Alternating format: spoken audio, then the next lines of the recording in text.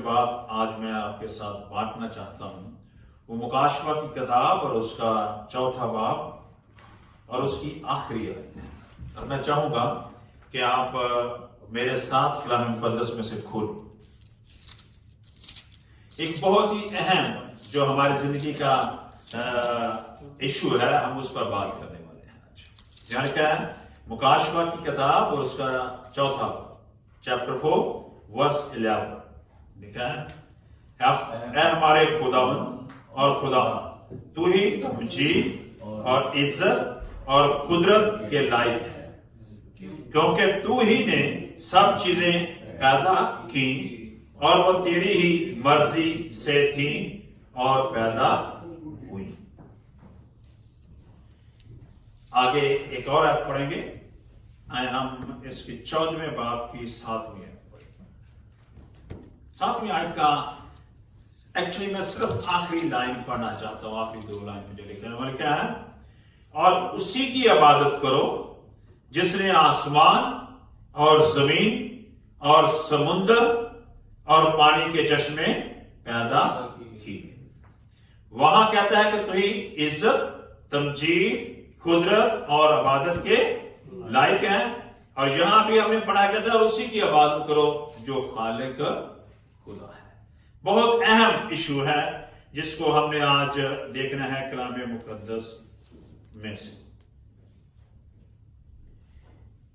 اگر ہم پیدائش کی کتاب کو دیکھیں اور پیدائش کی کتاب کا پہلا چیپٹر، اس کی پہلی آیت کہتی ہے کہ ابتدا میں خدا نے زمین و آسمان کو، ذرا غور سے دیکھیں کہ شروع میں جو تخلیق کرنے والا ہے وہ خدا ہے، خدا خالق، جس کو ہم خدا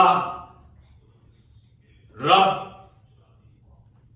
اور اپنا خدا کہتے ہیں، مختلف الفاظ کے ساتھ نے جہاں یاد کیا، اسے یہوہ کے نام سے بھی جہاں کلام مقدس میں سے یاد کیا جاتا اور کہا جاتا ہے۔ تو میں چاہتا ہوں کہ یاد رکھیں کہ کچھ بھی نہیں تھا، پوری کائنات میں کچھ بھی نہیں تھا، اور خدا نے آسمان کو اور خدا نے زمین کو اور ان کے تمام باسیوں کو بنایا، جس میں شامل آسمان کے فرشتے اور زمین کی تمام ذیجات ہے۔ جب میں ذیجات کی بات کر رہا ہوں تو حیوان، چرند، پرند، انسان، اور پھر یہ نباتات، اور پھر یہ جتنے بھی درخت یا جڑی بوٹیاں ہمیں نظر آتی ہیں، یہ سب خدا کی تخلیق ہے، خدا نے بنائی ہے۔ جب یہ خدا نے سب کچھ بنایا ہے تو خدا اپنی قدرت سے ان تمام چیزوں کو قائم بھی کیے ہوئے ہیں۔ ہزاروں سال گزر گئے، گناہ دنیا میں آیا اور گناہ کی وجہ سے دنیا پر بہت ساری، ہم کہتے ہیں مصیبتیں، دکھ، یا دنیا جو ہے دن بدن کمزور سے کمزور اور پلوٹڈ ہوتی جا رہی ہے، نفرت سے بھری جا رہی ہے، تو بھی یہ دنیا اس دن تک قائم رہے گی جب تک خدا چاہتا ہے۔ تو کلام مقدس میں ہمیں ایک بات ملتی ہے، اور وہ یہ ہے کہ خدا نے آسمان کے فرشتوں کو اور آسمان کو بنایا، اور خدا نے زمین کی ساری ذیجان کو بنایا، تو بھی ہم دیکھتے ہیں کہ خداوند کی تخلیق کی ہوئی مخلوقات میں سے ایک فرشتہ خداوند کے مقابل کھڑا ہو کر کہتا ہے کہ میں اپنا تخت خدا کے تخت سے اوپر لے جاؤں گا۔ ذرا بات غور سنیے، کہتا ہے، یہ جسایہ کی کتاب کے 14ویں باب میں سے میں کوٹ کر رہا ہوں، ٹھیک ہے جی، 11، 12، 13، 14، 15 اور 16 آیت، اور یہی بات حزقیہ کی کتاب کے 28ویں باب میں بھی لکھی ہوئی ہے، ٹھیک ہے جی۔ تو کیا لکھا ہے؟ وہ کھڑا ہوا اور اس نے کہا میں خدا ہوں اور میں خدا سے بھی اعلیٰ ہو جاؤں۔ اب اس کائنات میں ایک کی بجائے 2 دعویٰ دار ہو گئے، ہے نا؟ میری بات سنیں، کیا ہوا؟ اس کائنات کے کتنے دعویٰ دار ہو گئے؟ 2۔ ایک جو تخلیق شدہ ہے اور ایک جو خالق ہے. اب پرابلم یہ آ گئی کہ وہ جو تخلیق شدہ ہے وہ خالق کی کرسی لینا اور کام کرنا چاہتا ہے. تب میں کیونکہ اس پر زیادہ اس بات پر سٹریس نہیں کرنا چاہتا, ہم نے آگے کچھ بات سیکھنی ہے. تب سے دنیا میں ایک بات ہوئی, خدا چاہتا تو اسے مار دیتا, ختم کر دیتا, بسم کر دیتا. جیسے کلام مقدس کہتا ہے کہ ایک دن آئے گا کہ اسے وہ راکھ و بن بسم کر دے گا, ختم کر دے گا, اور پھر وہ نہیں رہے گا. اور یہ قدرت خدا اس وقت بھی رکھتا تھا کہ اسے ختم کر دے, لیکن اس نے نہیں کیا اور ہونے دیا. پیدائش کی کتاب کا 3 باب یہ کہتے ہیں کہ خدا نے کہا کہ جب پھل کھاؤ تم مرو گے, تو اس نے کہا کہ تم ہرگز نہیں مرو گے. دیکھیں پیدائش کی کتاب 3 باب 4-5 آیت دیکھیں تو وہاں یہ بات لکھی ہے. اب ہمیں کیا نظر آ رہا ہے؟ کنٹروورشل.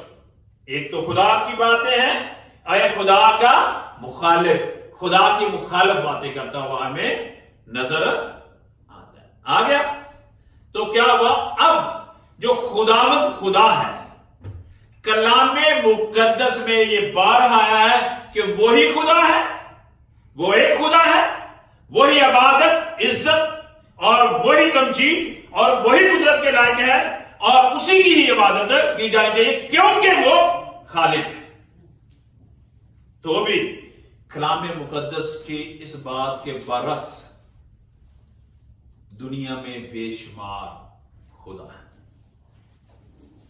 دیوتا ہے, بے شمار مذہب ہے اور ان کے فالوور ہے نا. بہت سارے دیوتا بنا دیے گئے ہیں. یہ بات ہو کہ کیا گیا؟ بنا دیے گئے ہیں بہت سارے دیوتا ہے نا, اور ان کی پرستش کی جاتی ہے. زبور 115 نکالیے.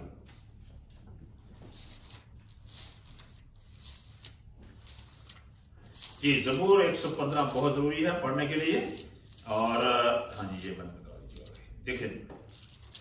میں پہلے اس کی 6 آیات پڑھنا چاہتا ہوں. کہتے ہیں ہم کو نہیں یا خداوند ہم کو نہیں بلکہ تو اپنے ہی نام کو اپنی شفقت اور سچائی کی خاطر جلال بخش. قومیں کیوں کہیں اب ان کا خدا کہاں ہے؟ ہمارا خدا تو آسمان پر ہے, اسی نے جو کچھ چاہا وہی کیا. ان کے بت چاندی اور سونا ہے, یعنی آدمی کی دستکاری.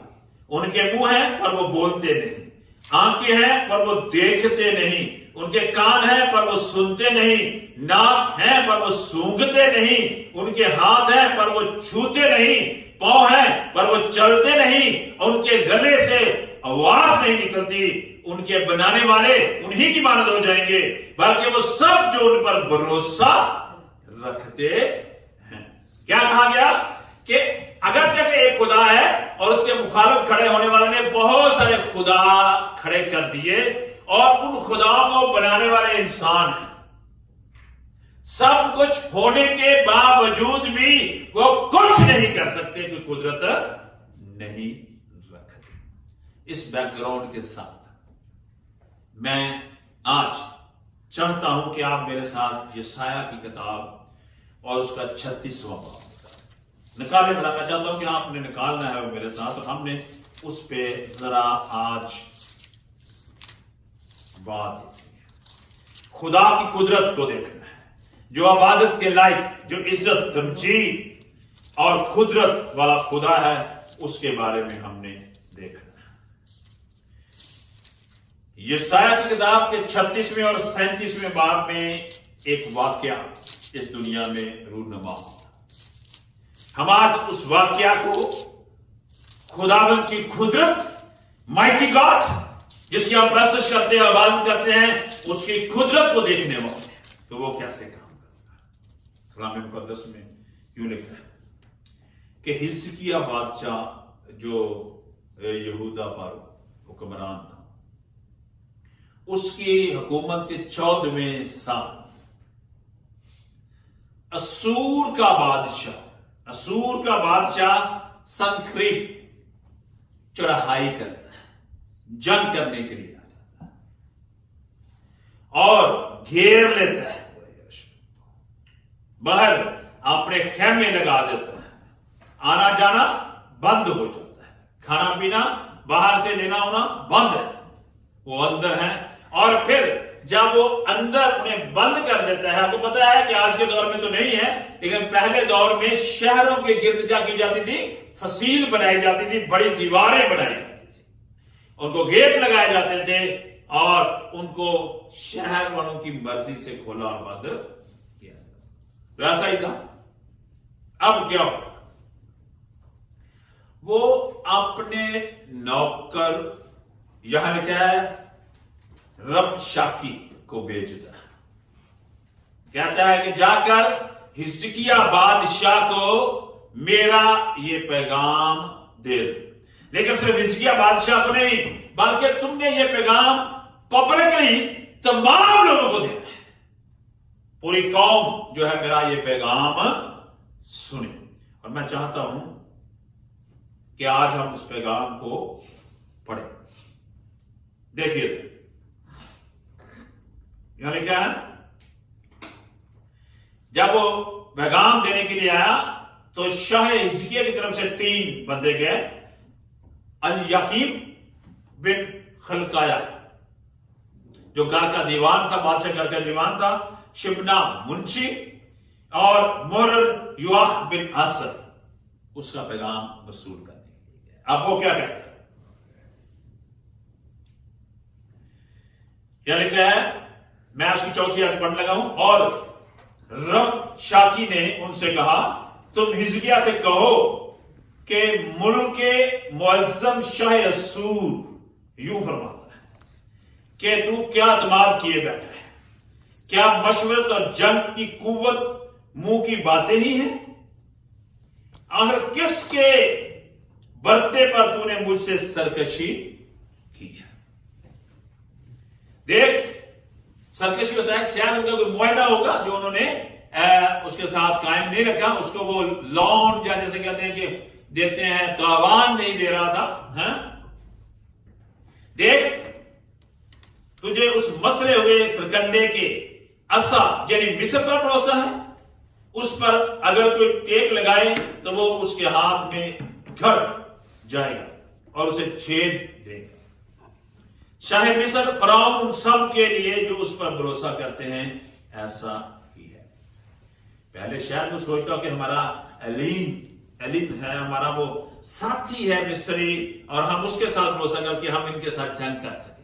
بات کو غور سے دیکھیں، یرمیہ کی کتاب میں جو اس میں بات آتی ہے، خدا بڑے واضح طور پر یہودا کو اسے پیش کر کے یروشلم تباہ ہوتا، انہیں یہ کہتا ہے کہ مصر کے ساتھ اپنا سارا جو لین دین ختم کر کے، مصر کے ساتھ اپنی ٹریٹی ختم کر کے، تم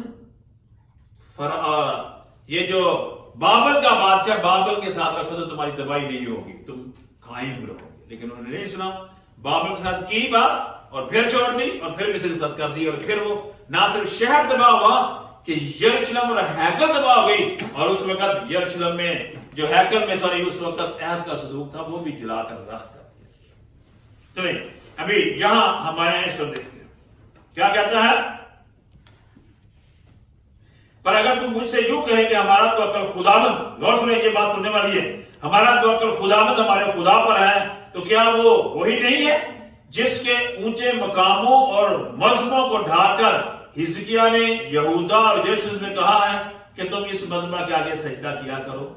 اب یہاں اسے پتا ہے کہ حزقیہ نے تو اس کے مذہب ڈھا دیے اور کچھ اور بنا دیے اور دوسرے کو سجدہ کرتا۔ آگے دیکھیں، اس لیے اب ذرا میرے آقا شاہ اسور کے ساتھ شرط بند، اور میں تجھے 2000 گھوڑے دوں گا بشرطے کہ تو اپنی طرف سے ان پر سوار چڑھا سکے، بلا پھر تو کیوں کر میرے آقا کے کم ترین ملازموں میں سے ایک سردار کا بھی منہ پھیر سکتا ہے، اور تو رتھوں اور سواروں کے لیے مصر پر بھروسہ کرتا ہے، اور کیا اب میں نے خداوند کے لیے بے کہے اس مقام کو غرق کرنے کے لیے اس پر چڑھائی کی ہے؟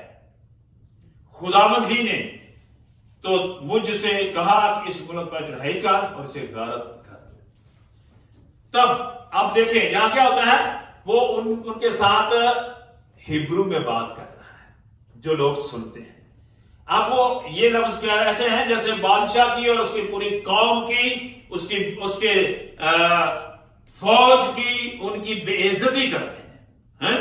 जब वो बेइज्जती कर रहे हैं तो जहां ये तीनों ये कहते हैं कि हम तुझसे गरज करते हैं कि तू आरामी में बात कर, हमें आरामी की समझ आती है ताकि हम तेरा पैगाम ले जाए। वो कहते हैं कि आरामी में नहीं, मैं उसमें बात करूंगा ताकि ये लोग समझ सके, सुन सके मैं क्या कहता हूं। यहां आगे देखते हैं। तब 12वीं आयत पढ़ने लगा हूं। तब रबशाकी ने कहा, क्या मेरे आका ने मुझे ये बातें कहने को तेरे आका के पास या तेरे पास भेजा है? क्या उसने मुझे इन लोगों के पास नहीं भेजा जो तुम्हारे साथ अपनी ही निजासत खाने और अपने ही कारूरा पीने को दीवार पर बैठे हैं? फिर रबशाकी खड़ा हो गया और यहूदियों की जुबान में बुलंद आवाज से यूं कहने लगा कि मल्के मुअज्जम शाह रसूल का कलाम सुनो। आगे बातें बड़ी गौर से सुनने वाली है। बादशाह भी फरमाता है कि हिजकिय्याह तुमको फरेब ना दे, क्योंकि वो तुमको छुड़ा नहीं सकेगा, और ना वो ये कहकर तुमसे खुदावंद का भरोसा कराए कि खुदावंद जरूर हमको छुड़ाएगा। ये शहर शाह असूर के हवाले ना किया जाएगा। हिजकिय्याह की ना सुनो खुदावंद, क्योंकि शाह असूर जो फरमाता है कि तुम मुझसे सुलह कर लो और निकल कर मेरे पास आओ, और तुम में से हर एक अपनी ताक और अपनी अंजीर के दरख्त का मेवा खाता और अपने हौज का पानी पीता रहेगा। यहां क्या कर रहा है, अब उन लोगों को भड़का रहा है कि तुम्हारे बादशाह में इतनी ताकत कुदरत नहीं है कि वो मेरे साथ जंग करे, मेरे साथ लड़ाई करे, मेरे साथ फसाद करे। तुम निकलो और मेरे पास आ जाओ तो तुम यहां ही कायम रहो। आगे देखते हैं, कहता है जब तक कि मैं आकर तुमको ऐसे मुल्क में ना ले जाऊं जो तुम्हारे मुल्क की मान गल्ला और मैं और का मालिक रोटी और पाकिस्तान का मालिक है। खबरदार ऐसा ना हो। सुने जरा 18वीं 19वीं और 20वीं आयत गौर करने वाली है। खबरदार ऐसा ना हो कि हिजकिय्याह तुमको यह कहकर तरगीब दे कि खुदावंद हमको छुड़ाएगा। क्या कौमों के मबूदों में से किसी ने भी अपने मुल्क को शाह असूर के हाथ से छुड़ाया है? हमात और अरफात के देवता कहां हैं? सफरवीम के देवता कहां हैं? क्या उन्होंने सामरिया को मेरे हाथ से बचा लिया? इन मुल्कों के तमाम देवताओं में से किसने अपना मुल्क मेरे हाथ से छुड़ा लिया? और खुदावंद भी यरूशलेम को मेरे हाथ से, जो खुदावंद भी यरूशलेम को मेरे हाथ से छुड़ा लेगा। क्या हुआ? अब उसने मुख्तलिफ देवताओं का जिक्र किया, मुख्तलिफ मुल्कों के बादशाहों और उनके देवताओं का जिक्र करते हुए कहता है, क्या वो इस काबिल थे कि अपने मुल्क को और अपने लोगों को मेरे हाथ से छुड़ा सकते? मैंने उनको 12 मस्मार किया, खत्म कर। अब ये तुम्हें इस बात से तसल्ली ना दे कि हमारा खुदावंद हमें और यरूशलेम को छुड़ा लेगा, बचा लेगा। जो खुदावंद भी यरूशलेम को मेरे हाथ से छुड़ा लेगा। अगर हम देखें तो 2 बातें हैं यहां। एक बात तो यह है कि यहां खुदावंद की तफसीर क्या कहते हैं, खुदावंद की बेइज्जती की जा रही है, बेइज्जती की जा रही है। डायरेक्टली उसे बुरा भला कहा जा रहा है, उसकी कुदरत और उसकी इज्जत को फमाल किया जा रहा है। पर क्यों किया जा रहा है? सवाल यह है, क्यों किया जा रहा है?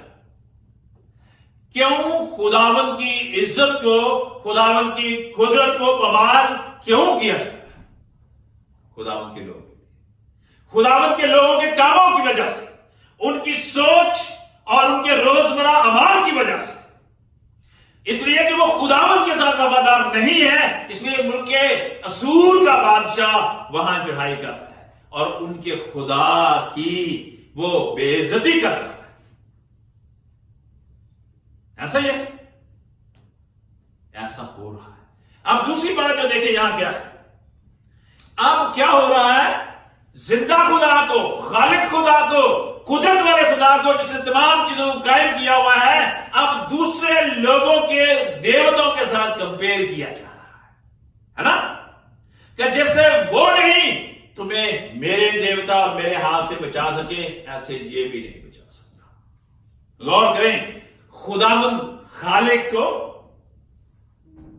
دیوتوں کے ساتھ شمار کر دیا گیا، یہ بھی خداوند کی بے عزتی کی بات ہے نا۔ خداوند کے لوگوں کے لیے لمحہ فکری ہے کہ ہمارا خدا کہاں ہے، کہ ہمارا خدا کہاں ہے۔ ہمارا خدا تو کون ہے؟ جس نے تخلیق کیا، بنایا ہے، جو قائم کرتا ہے، شفقت اور سچائی پر قائم ہے۔ یہی بات ہم نے زبور 115 میں پڑھی ہے نا بھی، تو یہاں جب یہ ساری باتیں ہوتی ہیں تو کیا ہونا چاہیے؟ جنگ ہے نا، غصہ آنا چاہیے، شاہ یروشلم کو، حزقیہ کو۔ اب حزقیہ کے پاس یہ پیغام پہنچتا ہے تو حزقیہ اپنے کپڑے پھاڑتا ہے، 37واں چیپٹر پہ لکھا ہے، جب حزقیہ بادشاہ نے یہ سنا تو اپنے کپڑے پھاڑے اور ٹاٹ اوڑھ کر خداوند کے گھر میں گیا۔ آپ کو اپنی ساری شان و شوکت چھوڑ دیتا ہے اور خداوند کے گھر میں جاتا ہے، خداوند کے سامنے گڑ گڑاتا ہے، دیکھیں، اور اس نے گھر کے دیوان الیاکیم اور شبنا منشی اور کہنوں کے بزرگوں کو ٹاٹ اوڑھ کر اموس کے بیٹے یسایہ نبی کے پاس بھیجا۔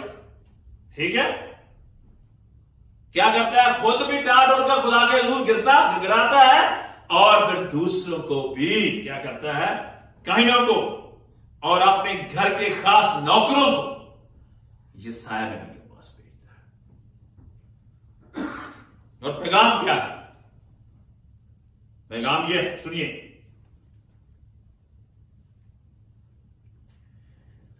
اور انہوں نے اس سے کہا کہ حزقیہ یوں کہتا ہے کہ آج کا دن دکھ اور ملامت اور توہین کا دن ہے، کیونکہ بچے پیدا ہونے پر ہیں اور ولادت کی طاقت نہیں۔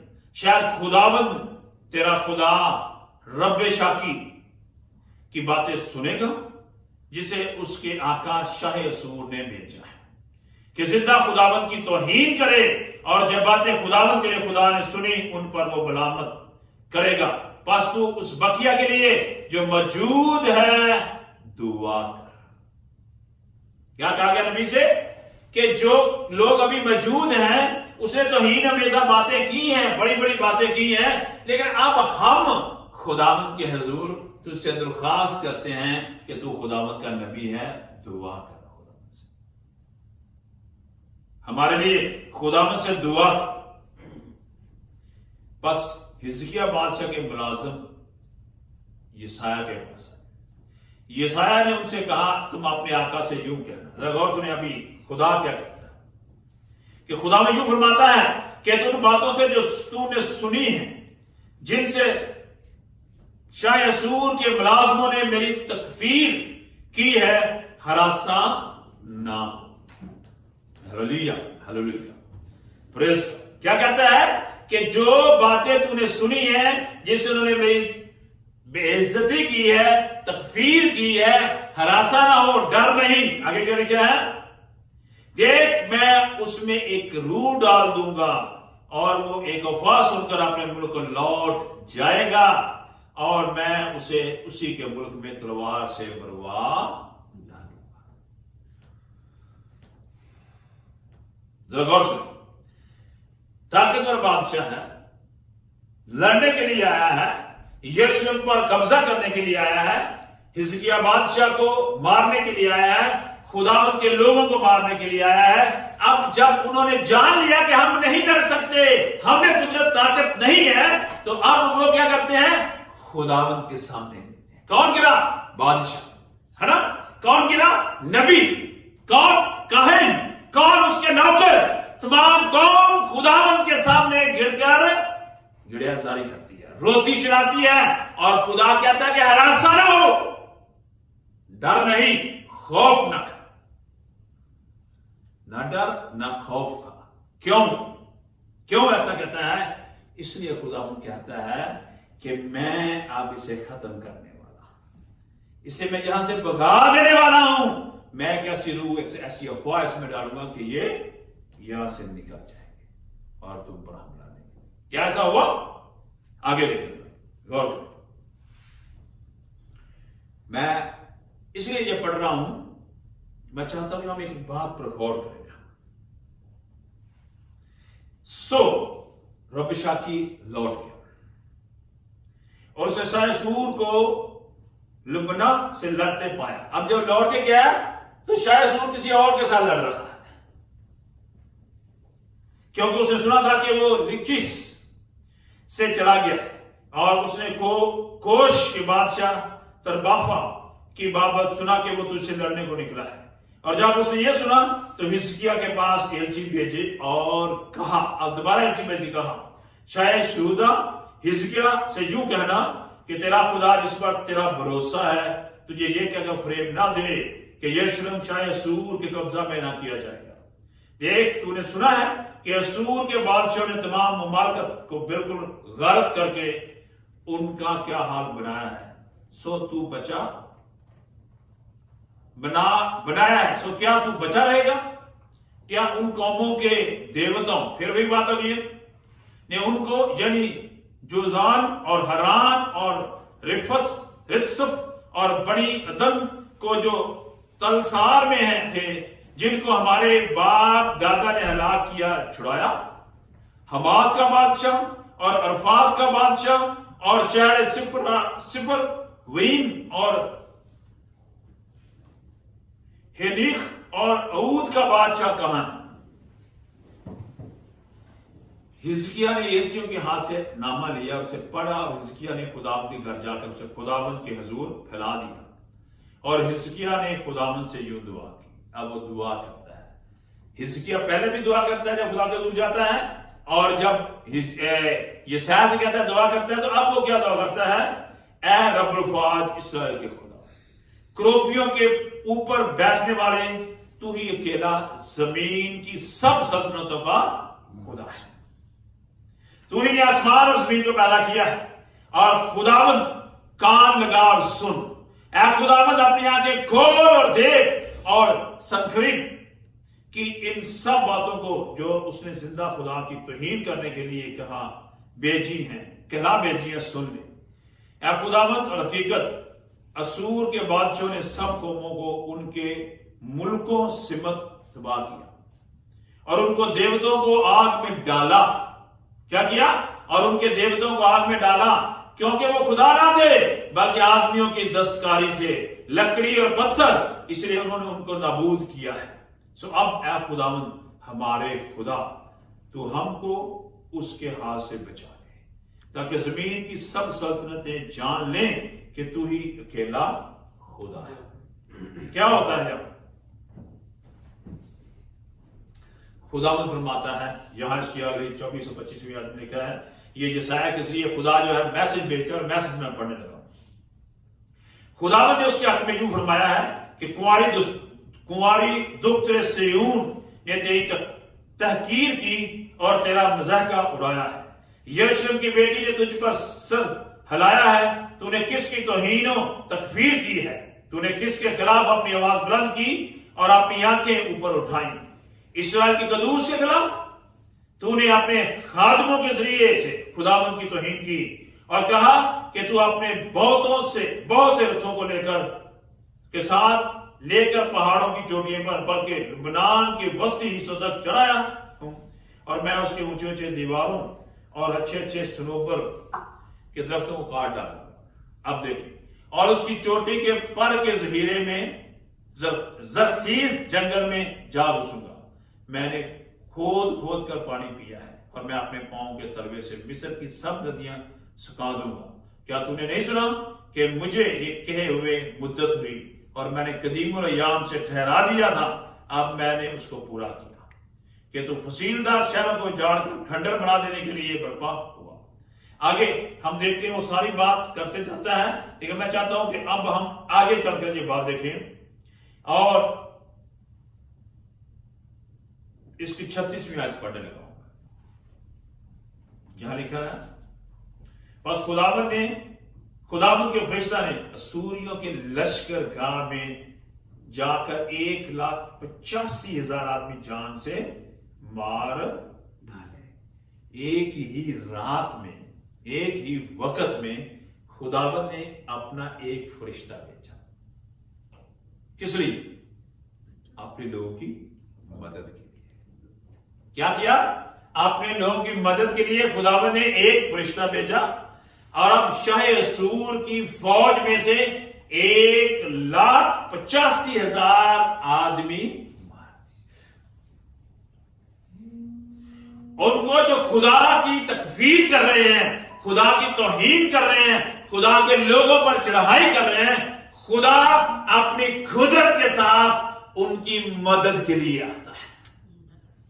خدا اپنی قدرت کے ساتھ ان کے ساتھ کھڑا ہوتا ہے اور پھر جو ان کے خلاف لڑنے آیا ہے اسے بدلا دیتا ہے. اور اسے 1,00,000 جب 85,000 مر جاتے ہیں تو جب صبح سویرے اٹھتے ہیں تو کیا دیکھا کہ سب مر پڑے ہیں. تب شاہ سور سنقریب کوچ کر کے وہاں سے چلا گیا اور لوٹ کر نینوا میں رہنے لگا. صرف یہی نہیں، جو خدا نے کہا کہ میں اسے تلوار سے ماروں گا، تو یہاں اس کی 38ویں آیت میں لکھا ہے، اور جب وہ اپنے دیوتا بسروک کے مندر میں پوجا کر رہا تھا. ٹھیک ہے، اس کے دیوتا کا نام کیا ہے؟ بسروک. بسروک کے مندر میں پوجا کر رہا تھا تو ادرملک اور شرافزر اس کے بیٹوں نے اسے تلوار سے قتل کیا. کنہوں نے قتل کیا؟ خدا کیا میں اسے تلوار سے قتل کر دوں گا. پہلے پڑھا ہم نے، کہتا ہے کہ اسی طرح کیا ہوا کہ تلوار سے اس کے ہی شہر میں، اس کے ہی ملک میں اور اس کے دیوتا کے سامنے جہاں اس کی وہ پوجا کرنے کے لیے پہنچا ہے، خدا نے اس کو وہاں مارا. اور ارارات کی سرزمین میں بھاگ گئے اور اس کا بیٹا اسدون اس کی جگہ بادشاہ ہوا. جو بات میں کہنا چاہتا ہوں اس ساری کہانی سے، دنیا کے دیوتا کچھ نہیں ہے، ان کی قدرتیں کچھ نہیں ہیں، ان کے جادو یا ان کے تعویذ یا ان کی بڑے بڑی نشانیاں جو وہ دکھاتے ہیں، ہمارے خداوند کے سامنے کچھ نہیں. ہمارا خداوند قدرت سے بڑا ہے. اگر ہم مصیبت اور دکھ میں، اگر ہم زبور 46 کی ایک آیت پڑھیں تو لکھا ہے، اور خدا ہماری پناہ اور قوت ہے، مصیبت میں مستد مددگار. کیا ہے؟ آپ کا، میرا، ہمارا، ایمانداروں کا. اور وہ جو خداوند کی طرف نظر لگاتے ہیں اور اپنی کمبل کے لیے اس طرف دیکھتے ہیں، کہتا ہے وہ خداوند ہماری پناہ ہے، وہ خداوند ہماری قوت ہے، وہ خداوند مصیبت میں مسلسل ایک طاقتور مددگار ہے. کیا ہم اس خداوند کی طرف آتے ہیں، یا ہم نظریں دیوتاؤں پر، یا ہم نظریں دوسروں کی مدد پر، یا ہم نظریں ان پر لگائے ہوئے ہیں جو کچھ بھی نہیں ہے. عزیزو، ہمارا خدا قدرت والا ہوتا ہے، صرف جنگ ہی نہیں. جب 5,000 آدمی اس کے پیچھے تھے، عورتوں اور بچوں کو نکال کر، ہے نا، تو اس نے ان کو کیا کیا؟ 2 مچھلیاں 3 روٹیوں سے کھانا کھلایا، ہے نا. 5 بچے سے، تھینک یو ویری مچ. 5 روٹیوں سے کھانا کھلایا. میرے thank you for the reaction. اچھا جی.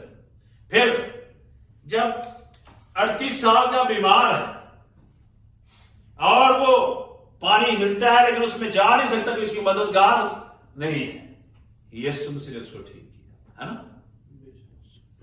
اس فالج کے بندے کو جس کے لیے چھت کو کھولا اور یسوع مسیح کے پاس لایا گیا، اس کا کہا تیرے گناہ معاف ہوئے اور اپنے ڈولا اٹھا اور چل پھر. جب یسوع مسیح اپنے شاگردوں کے ساتھ کشتی میں سفر کر رہا تھا اور بہت بڑا طوفان آ گیا، ہے نا، कश्ती डूबने वाली थी और शागिर्द नहीं जानते थे कि क्या करें और डर गए। जब यीशु मसीह को उठाया, क्या तू देखता नहीं कि हम तो डूबे मरे हैं? यीशु मसीह ने हवा और पानी और तूफान को थाम दिया, वो भी उसकी आवाज है ना। जब लाजर 4 दिन का मुर्दा पड़ा है कब्र में, यीशु मसीह ने आवाज दी तो बाहर आ गया। यीशु मसीह कुदरत से बड़ा खुदा है। हमने क्या पढ़ा? तमजीद, इज्जत और कुदरत उसकी है। हमने क्या पढ़ा? कि वही इबादत के लायक है। हमने क्या जाना? कि वह अपने लोगों का ख्याल रखता है और उनकी मुसीबतों में उनके साथ मुस्तहद मदद करता है। खुदा क्या चाहता है?